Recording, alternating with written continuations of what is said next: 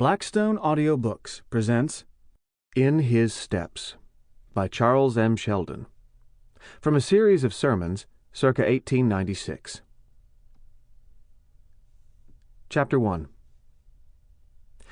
It was Friday morning, and the Reverend Henry Maxwell was trying to finish his Sunday morning sermon.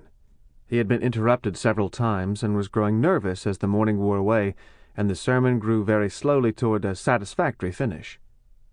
"Mary," he called to his wife as he went upstairs after the last interruption, "if anyone comes after this, I wish you would say that I am very busy and cannot come down unless it is something very important."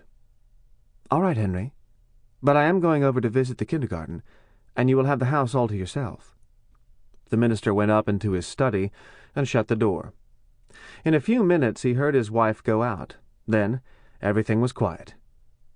He settled himself at his desk with a sigh of relief and began to write. His text was from First Peter, chapter 2, verse 21. "For even hereunto were ye called, because Christ also suffered for us, leaving us an example, that ye should follow his steps." He had emphasized in the first part of the sermon the atonement as a personal sacrifice, calling attention to the fact of Jesus' suffering in various ways, in his life as well as in his death.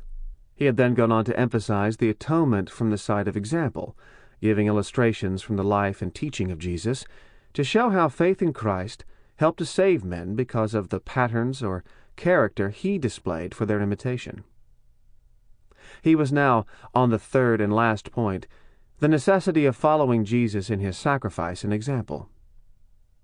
He had just put down 3 steps, what are they, and was about to enumerate them in logical order when the doorbell rang sharply. Henry Maxwell sat at his desk and frowned a little. He made no movement to answer the bell. Very soon it rang again.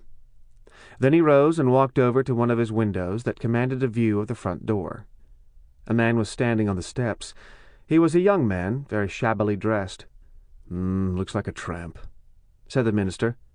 "I suppose I'll have to go down and—" He did not finish his sentence, but went downstairs and opened the front door. There was a moment's pause as the two men stood facing each other. Then the shabby-looking man said, "I am out of a job, sir, and I thought maybe you might give me a lead toward something." "I don't know of anything. Jobs are scarce," replied the minister, beginning to shut the door slowly. "I didn't know but that you might perhaps be able to give me a lead to the railroad office or the plant superintendent or something," continued the young man. Sample complete. Ready to continue?